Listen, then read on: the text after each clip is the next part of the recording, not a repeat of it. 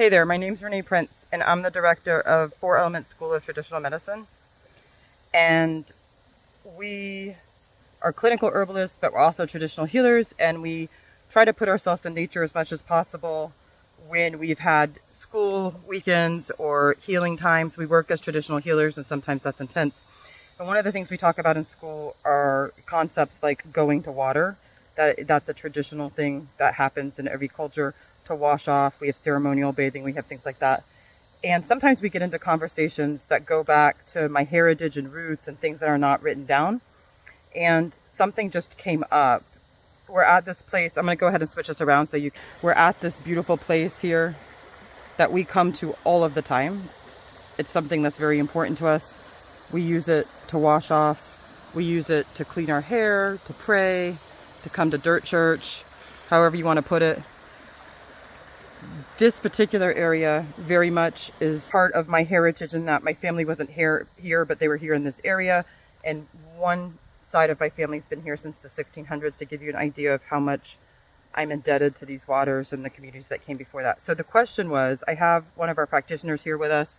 I'm just going to be like, that's Sam, there you go.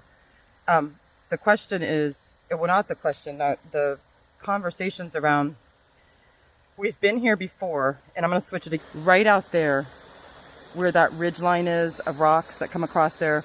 We sit out there, we let the water wash us, we talk to it, we listen to it.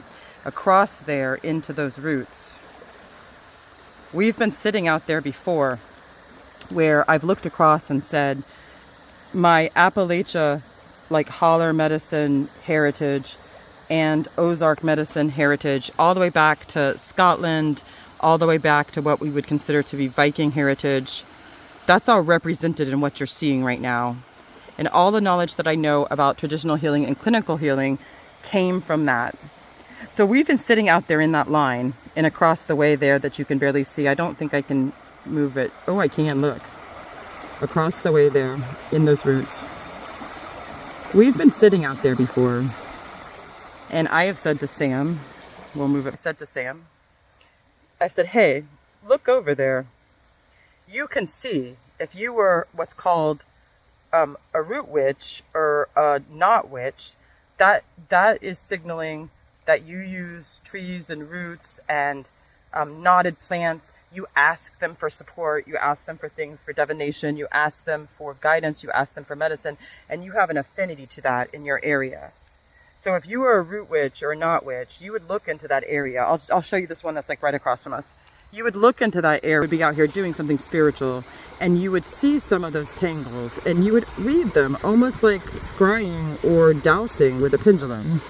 Sometimes we see people and things caught in there, and we're supposed to differentiate between whether or not that's a spirit of the animal, of the plant, or whether it's somebody who's been put into bondage, or whether it's somebody who is there watching us, or some of the tribes ladies that used to come here that were part of the First Nations area, and they're still there listening, helping, connecting with us in some way. So what happened is I decided to film this because Sam said something. We talk about a certain place over there.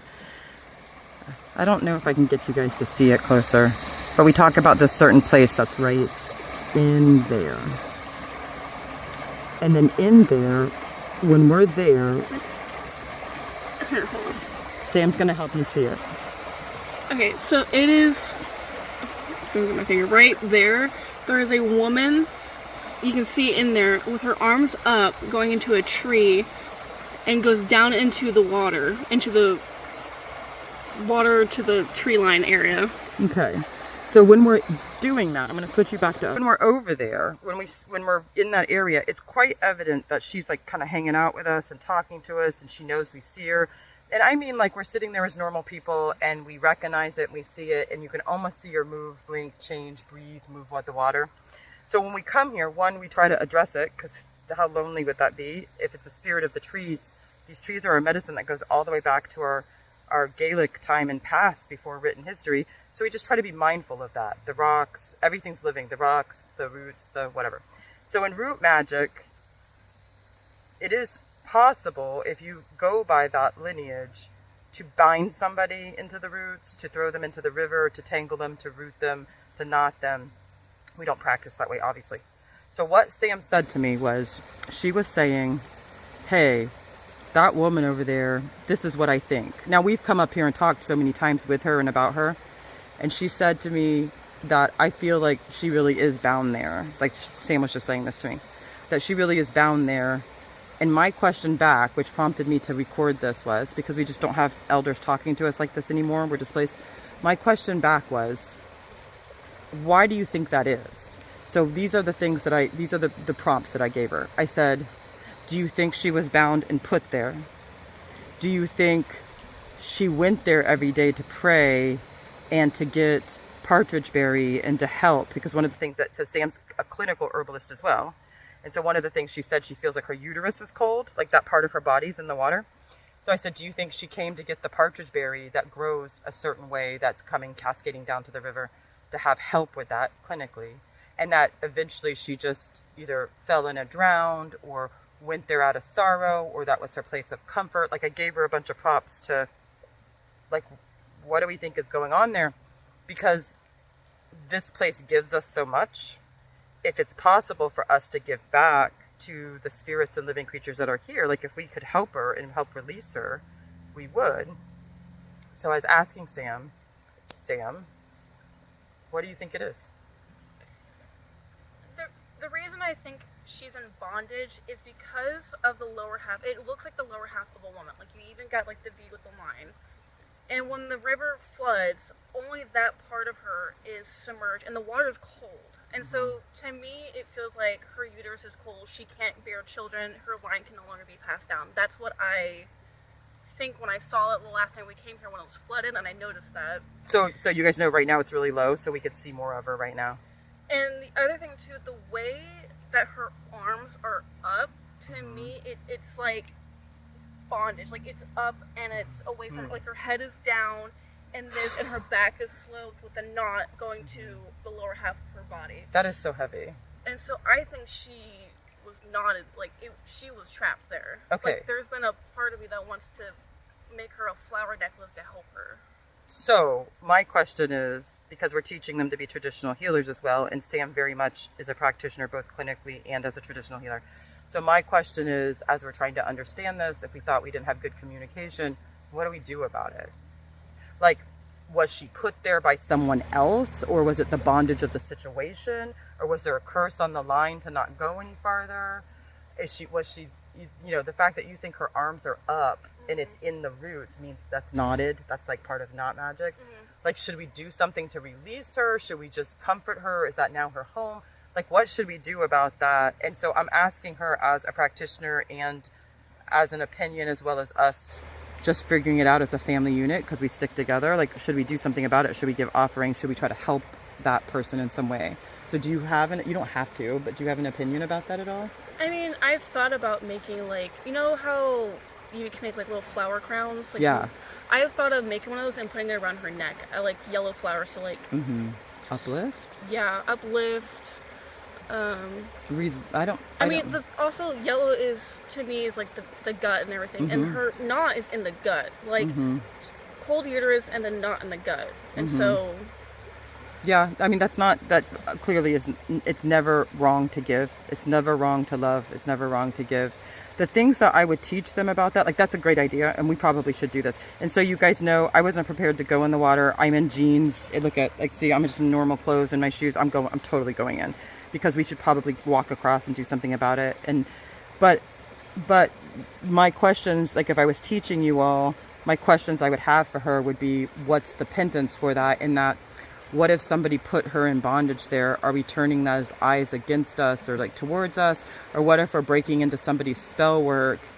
Because I don't know if you guys know it, but like in the hill, all the way down through like the Ozarks and the Smokies and in those hill lines, and then that tradition that goes back into other countries, we have brujas, we have like Mennonite Amish type witches, we have that like dramatic and Scottish line of what we'd say are witches. There's witch doctors, and the witch doctors are to doctor the things that bad witches did.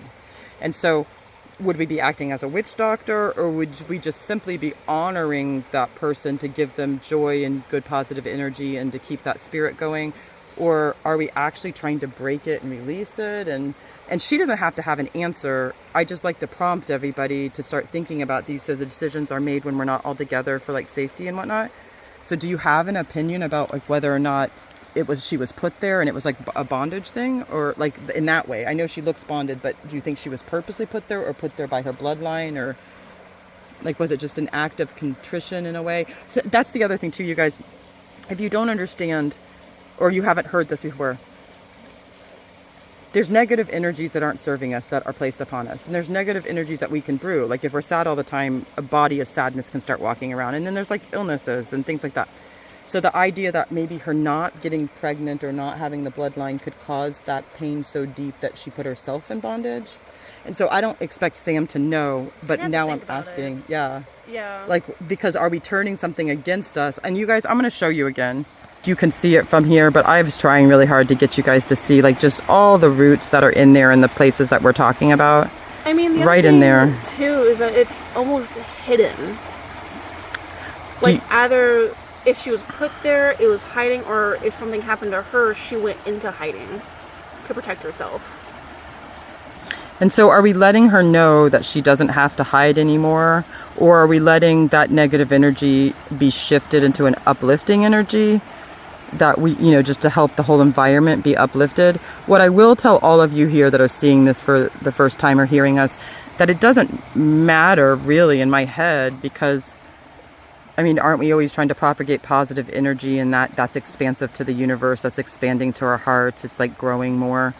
And so it's a hard question to think about. I do know, I feel very deeply the trees, the shoreline. If there was a community that lived here before us, a First Nations community that lived on these banks, they're very evident. They come through, they talk to us, they tell us they don't, we don't want you here, or you're okay, or whatever the message is. So for right now, what do you think we want to do about it, if anything? Think about it before we do something? I would think about it before we do something. So for me being a teacher and like talking to you guys about this, I think that was a wise decision. I think that she just made that decision. But I do think, since it comes up so much, that we do have to do something. Yeah. Like I feel like I should be doing something. If she is in bondage, I want to ease her, whatever is happening right there, just give her comfort in whatever situation that is. I do want to tell you something about Sam. I just started laughing because I could feel it in her, and she adjusted her languaging so perfectly. Sam and I in ceremony both hold a place that's a little bit of sword wielding, that we're a little bit aggressive, we're a little bit confrontational, and that we don't have fear. And we're always trying to chasten that with some kind of balance and harmony. And so basically what she was about to say was, we can't do nothing, we got to do something. But then chastened it with like a very harmonious way of dealing with it. Like, we want to yank her out if we thought that she was in bondage, like forget that and like go and get her. But that's not what we're here for. We're here to help something liberate itself. And so we have to stop stepping in. And so that was a very metered, adult, good practitioner answer. You did good. So I think it's important that we talk about these things and show you, because it's just lost knowledge that nobody speaks about. So the gist of it is, I'm going to switch you one more time. If you were a root worker or a not worker, this line here would be something that you came to and asked for help with, and it's very heritage and very ancient, and the tree line is just unbelievable. And if you were taught to see, you would see where people had been put in bondage or where those spirits were acting. And we have something that talks to us and speaks to us all the time in this area, and we just started having a conversation about it and with it, and I thought we should share it. So feel free to ask us questions or to comment on it. I'll post this on all of our social media things, and it's just something to bring attention to everything. Everything counts. Nothing's for nothing. If you think you see something, you saw something, it was there. Don't let someone tell you you're crazy.